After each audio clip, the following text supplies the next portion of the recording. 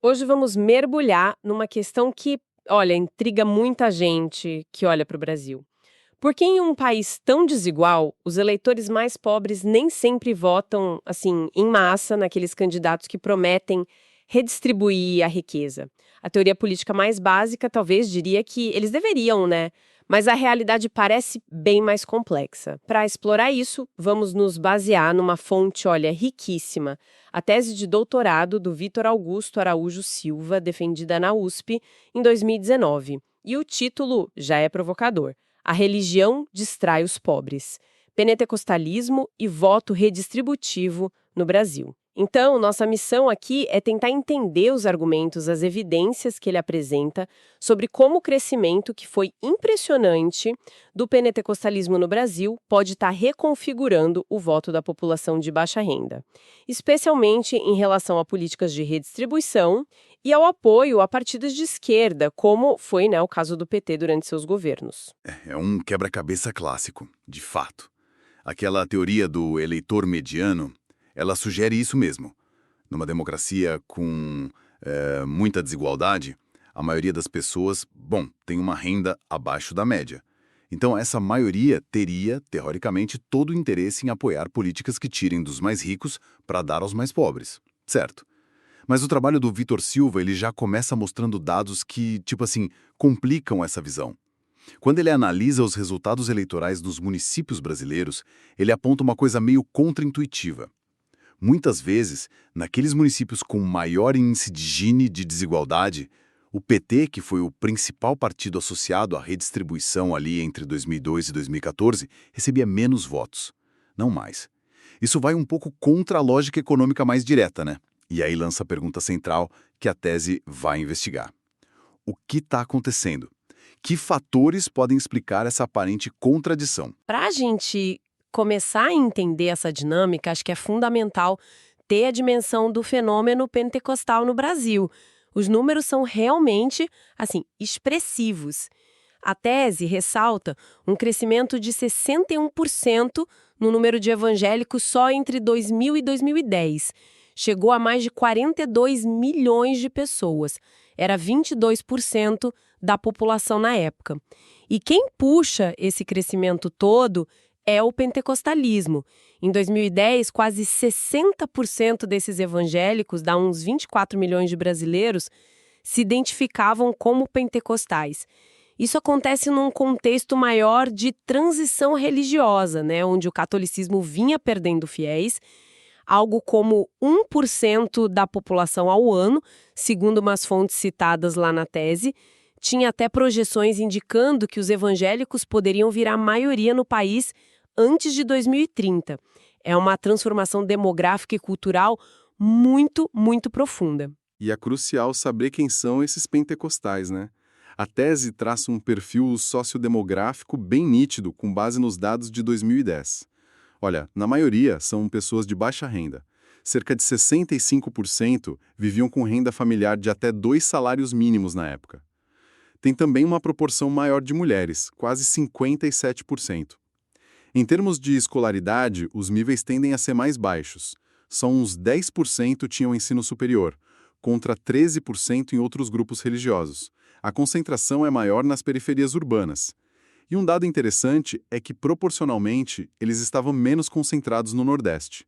18% dos pentecostais do país viviam lá, contra 28% das pessoas de outras religiões. E no espectro ideológico, eles tendem a se autodeclarar mais à direita. Numa escala de 0, esquerda, a 10, direita, a média deles era 7,26, enquanto a dos demais grupos era 6,21. Uma diferença considerável. E tem um ponto que a tese levanta que me pareceu chave para a gente entender a influência desse grupo. É o padrão de consumo de informação e a confiança. Os dados mostram que pentecostais tendem a consumir menos mídia tradicional, sabe? Jornais, noticiários de TV, de rádio. Por outro lado, eles frequentam a igreja com uma assiduidade, muito maior e confiam bem mais nos seus líderes religiosos do que outros grupos confiam nos seus. Isso, abre a porta para uma dependência maior desses líderes na hora de se informar sobre o mundo, incluindo a política, não é? É um ponto central, sim, para o argumento da tese. O autor propõe que muitos líderes pentecostais agem como o que a ciência política chama de brokers organizacionais. A ideia não é que eles comprem votos diretamente, sabe? Mas que usem a estrutura da igreja e a influência pessoal deles para mediar a relação entre os políticos e os fiéis de baixa renda. E a principal ferramenta para mobilizar esses fiéis, segundo a análise dele, são os argumentos ligados à moral e aos costumes conservadores, que muitas vezes são direcionados contra candidatos ou partidos de esquerda. Isso cria um contraste bem forte, né? Porque a pesquisa indica que, naquele período analisado, candidatos de esquerda, como os do PT, costumavam ir melhor entre católicos e até entre evangélicos de denominações mais tradicionais. Mas entre os pentecostais, mesmo aqueles de baixa renda, que, teoricamente, se beneficiariam das políticas redistributivas, a tendência observada foi de punir eleitoralmente esses candidatos. A tese traz um dado que ilustra isso de forma, assim, contundente. Em 2014, a probabilidade de um eleitor pobre pentecostal votar na candidata do PT foi cerca de 51% menor. Menor em comparação com eleitores de mesma renda, mas de outros grupos religiosos. É uma diferença enorme. Vai buscar lá na base doutrinária pentecostal. Diferente do protestantismo histórico, que geralmente enfatiza a salvação pela graça divina como um ato, digamos, já consumado, muitas correntes pentecostais colocam uma ênfase maior na busca contínua pela santidade, sabe, pela correção individual, pela experiência direta com o divino como caminho para a salvação.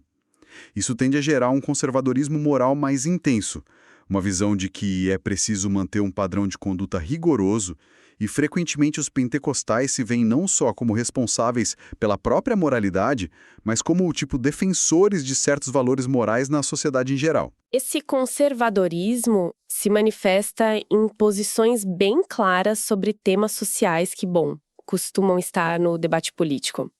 A pesquisa mostra, por exemplo, que pentecostais têm uma tolerância significativamente menor à legalização da maconha. A probabilidade de concordarem é quase 60% menor que a de outros grupos. No caso da união homoafetiva, a probabilidade de apoiarem é mais de 70% menor. É interessante notar que os católicos, segundo os mesmos dados, tendiam a ser majoritariamente favoráveis à união homoafetiva. Então, essa agenda moral mais conservadora dos pentecostais entra em conflito direto com plataformas vistas como mais liberalizantes nos costumes, que são frequentemente associadas a partidos de esquerda. A partir daí, a tese busca testar essa hipótese com evidências eleitorais concretas. Primeiro, olhando para os municípios. Os dados mostram uma correlação bem consistente. Quanto maior a proporção de pentecostais no município, menor tende a ser a votação no PT nas eleições presidenciais analisadas. Em 2014, por exemplo, cada aumento de 1 ponto percentual na população pentecostal estava associado a uma redução de quase meio ponto percentual nos votos do PT. E o inverso acontecia com os católicos. Mais católicos no município, mais votos para o PT. Entendo a lógica. Mas sempre existe aquele risco do que chamam de falácia ecológica, certo? Aquela ideia de que o que vale para o grupo, para o município, não necessariamente vale para o indivíduo. A tese conseguiu olhar para o comportamento individual também? Conseguiu sim, e essa é uma força do trabalho.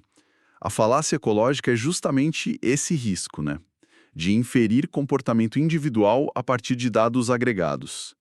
Para evitar isso, a tese também analisou dados de pesquisas de opinião individuais, como as do LAPOP, do ESB, Datafolha, e o padrão se confirmou no nível do eleitor.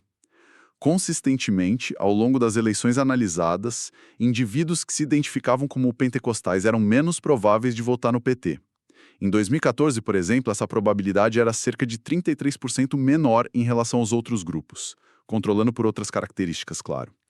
Já os católicos eram consistentemente mais propensos a votar no PT. E os evangélicos tradicionais? Ficaram ali numa posição intermediária, com um comportamento que variava mais de eleição para eleição. Isso é bem consistente. Mas a tese tá por aí ou ela tenta explorar a dinâmica da mudança religiosa em si? Tipo, o que acontece quando um lugar muda de perfil religioso? Ela vai além sim, com uma análise bem sofisticada sobre o efeito da transição religiosa em nível municipal. O que foi feito foi comparar municípios que, entre os censos de 2000 e 2010, deixaram de ter maioria católica e passaram a ter maioria evangélica. E aí separaram aqueles onde a maioria se tornou pentecostal e aqueles onde a maioria se tornou evangélica tradicional. E para garantir que a comparação fosse justa, usaram uma técnica estatística chamada pareamento ou matching. Pareamento. Como funciona isso? Assim, basicamente. Basicamente, para cada município que passou pela transição virou de maioria pentecostal, por exemplo, os pesquisadores encontraram outros municípios que não passaram pela transição, mas que eram o mais parecido possível em diversas outras características antes da mudança, como renda per capita, nível de escolaridade, tamanho da população, essas coisas. É como criar um grupo de controle artificial, sabe? Para tentar isolar o efeito específico da mudança na composição religiosa sobre os resultados eleitorais que vieram depois. Ah, entendi, faz sentido. E quais foram os resultados dessa comparação? Deu diferença? Deu, e foram bastante reveladores.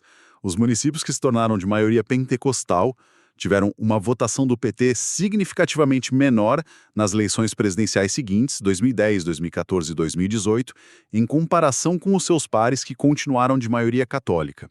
Em 2010, por exemplo, a diferença na votação do PT foi de mais de 7 pontos percentuais a menos para esses municípios que viraram de maioria pentecostal.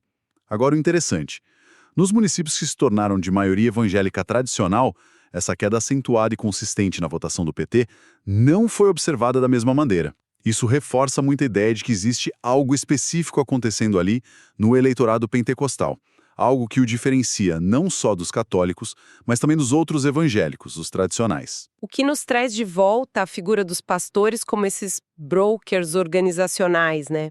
A tese reforça que a mobilização acontece mais pela via da influência moral da comunidade do que por simples troca de favores ou clientelismo clássico, e argumenta que essa dinâmica é especialmente forte entre os pentecostais, talvez mais do que em outros grupos evangélicos.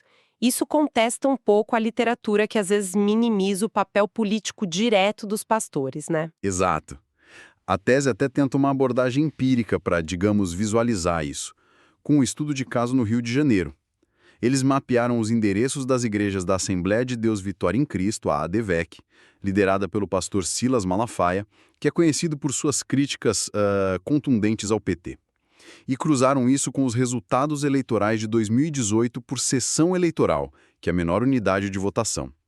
O resultado mostrou uma correlação negativa. Quanto mais perto uma sessão eleitoral estava de uma igreja da ADVEC, menor foi a votação no PT naquele local. Isso mesmo controlando por fatores como escolaridade média da área, comparecimento. Claro, como os próprios autores admitem, isso é uma correlação, não prova causalidade direta. Pode ter outras igrejas por perto e sempre tem o risco da falácia ecológica de novo.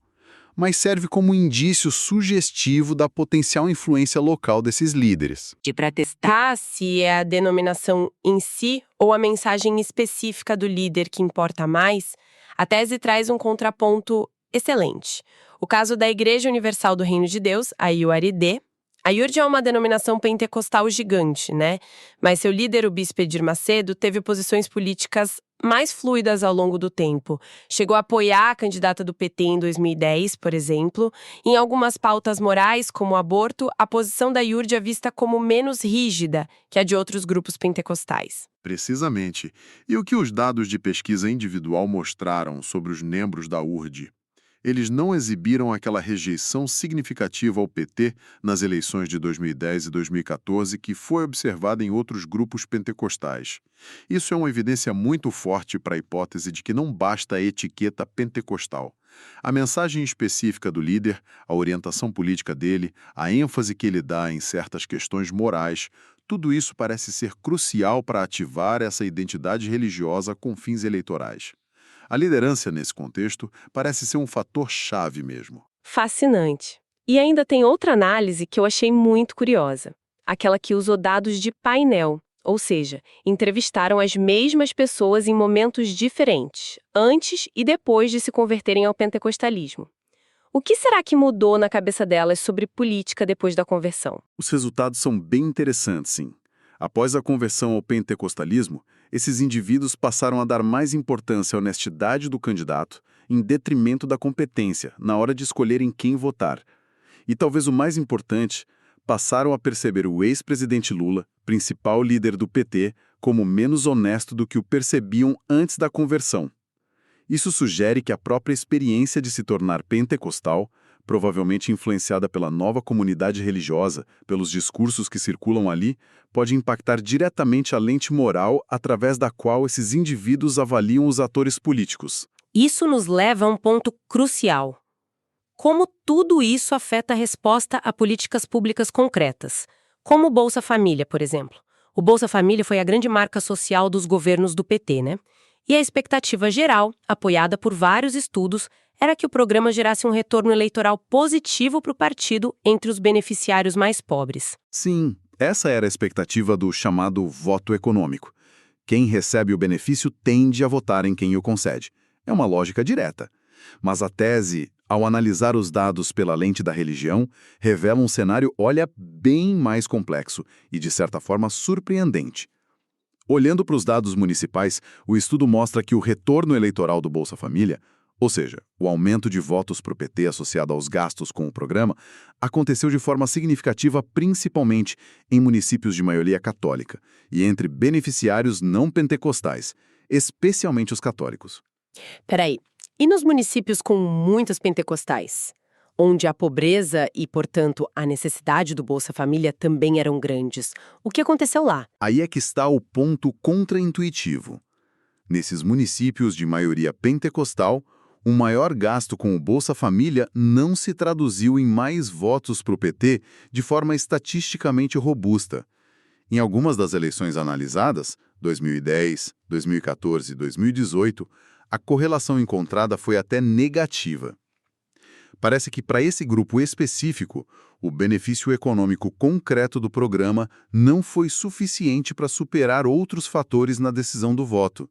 Fatores esses ligados justamente à identidade religiosa e à visão moral de mundo que a gente vem discutindo. Mas será que os pentecostais não recebiam menos o benefício? Ou, sei lá, não percebiam a melhora na vida? Ou talvez fossem contra a ideia de redistribuição em si? A tese foi muito cuidadosa em testar essas explicações alternativas, e os dados não as confirmaram. Foi verificado que os pentecostais não tinham menos acesso ao Bolsa Família ou a outros programas sociais da época como Luz para Todos, Minha Casa Minha Vida. Não era isso. Também não foi encontrado que os beneficiários pentecostais relatassem menos melhora na sua situação econômica pessoal do que outros beneficiários. A percepção econômica parecia similar. E como a gente já viu, os dados de opinião não mostravam que eles fossem inerentemente contra a ideia de o governo reduzir a desigualdade.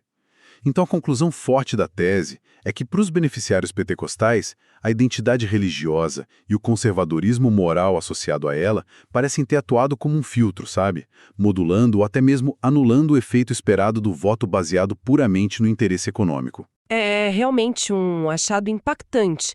E para dar ainda mais força ao argumento, a tese faz uma comparação com outro país latino-americano, o Chile.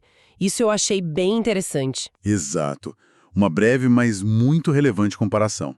O Chile também viveu um processo de crescimento pentecostal significativo e teve um importante programa de transferência de renda, o Chile Solidário, implementado por um governo de centro-esquerda, liderado pelo Partido Socialista. O cenário era parecido em alguns aspectos. E o padrão de voto dos beneficiários pentecostais lá no Chile foi parecido com o do Brasil? Surpreendentemente parecido. Usando dados de pesquisa da LAPOP para o Chile, a tese encontrou que os beneficiários do Chile Solidário, que se identificavam como pentecostais, também eram menos propensos a apoiar o candidato do partido que criou o programa, o PS. Isso em comparação com beneficiários católicos ou mesmo evangélicos tradicionais. O mesmo padrão. Os dados indicam isso. Pentecostais chilenos também demonstravam um conservadorismo moral mais acentuado em temas como o aborto, por exemplo. E, novamente, essa dimensão moral parecia se sobrepor ao benefício econômico do programa na hora do voto.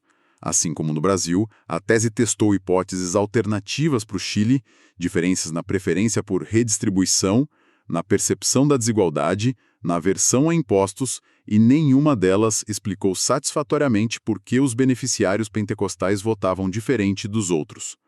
O mecanismo ligado à identidade religiosa e moral parece ser o mais consistente para explicar o fenômeno nos dois países. Então, fazendo um balanço dessa exploração profunda que a tese do Vitor Silva nos proporcionou, a gente chega a uma explicação poderosa para aquele quebra-cabeça inicial, né?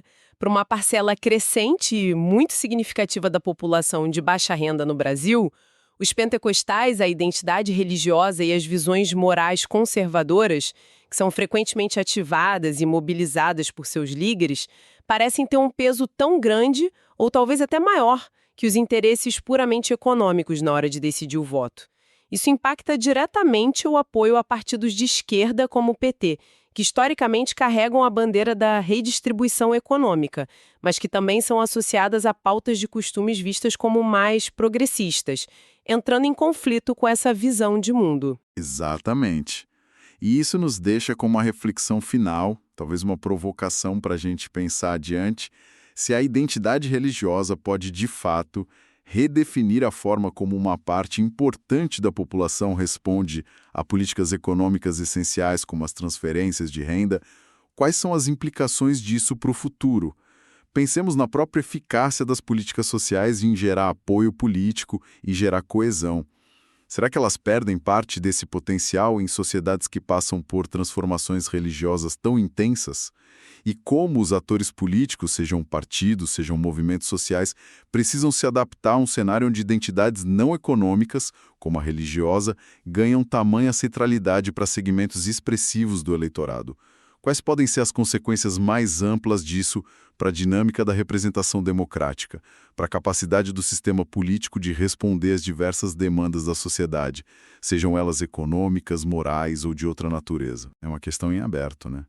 Fundamental para quem quer entender não só o Brasil contemporâneo, mas talvez outras sociedades que estão vivendo processos similares de mudança cultural e religiosa,